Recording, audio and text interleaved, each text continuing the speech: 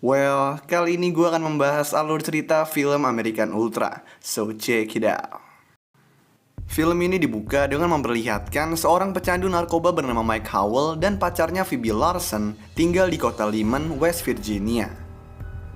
Mike ini merupakan orang yang bisa dibilang cupu, karena di dalam hubungannya aja dengan Phoebe, Phoebe lah yang melindunginya dan membuat keputusan.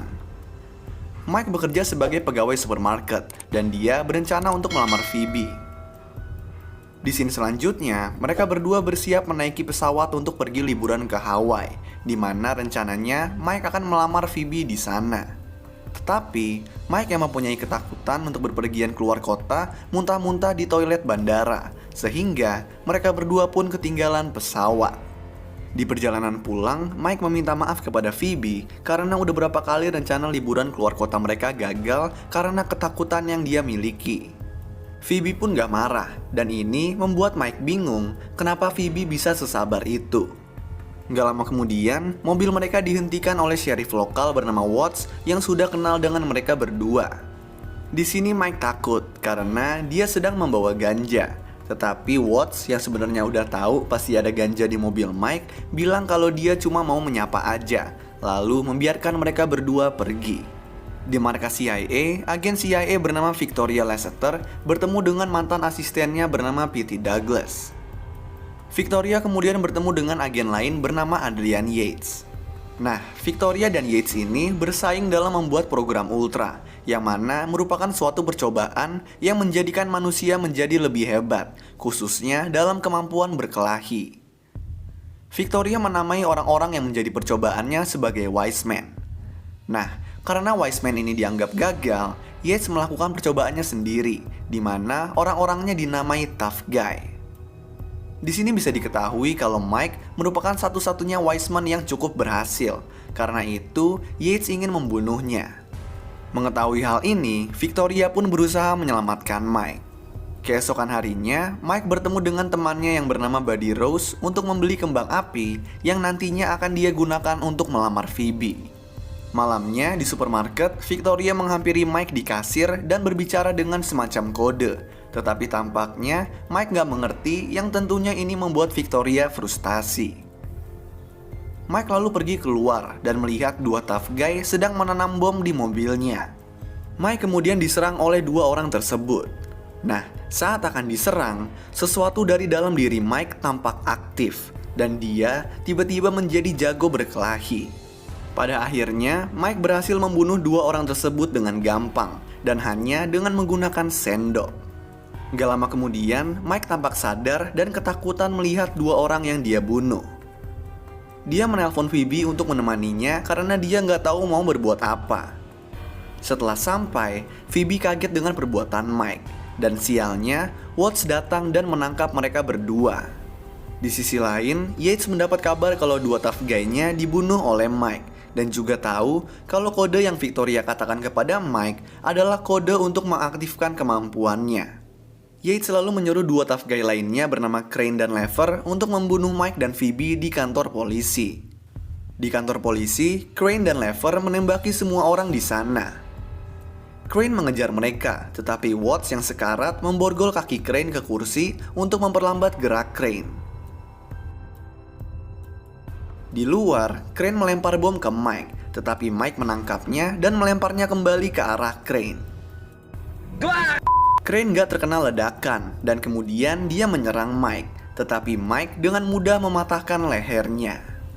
Mike membawa Phoebe ke apartemen Rose, tetapi Rose tampaknya enggan menerima mereka setelah dia melihat berita di TV kalau ada foto Mike dan Victoria yang diberitakan mempunyai virus monyet yang berbahaya yang menyebabkan kota pun di lockdown.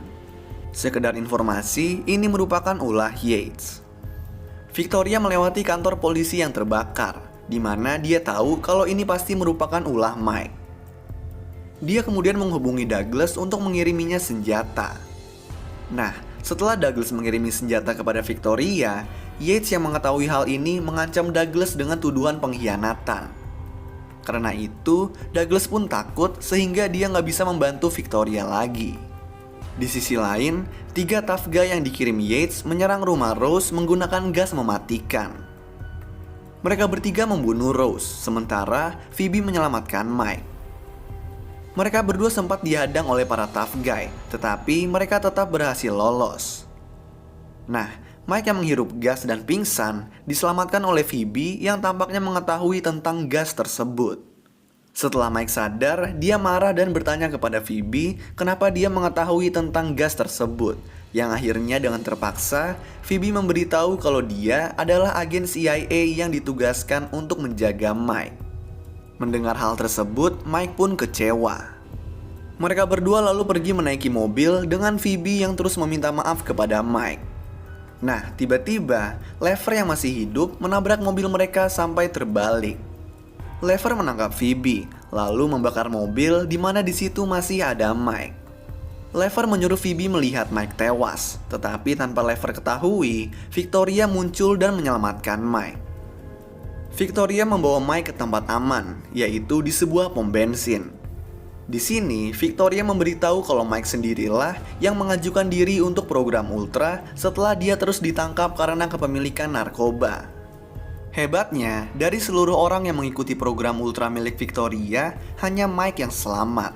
Tetapi, diketahui kalau Mike makin lama menjadi gila, sehingga Victoria pun menghapus ingatannya dan menanamkan fobia berpergian keluar kota kepadanya.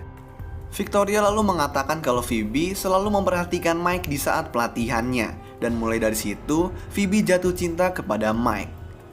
Nah, tiba-tiba, petugas pom bensin melihat Mike dan Victoria, dan karena muka mereka berdua ada di berita TV, dia pun mengadu ke polisi.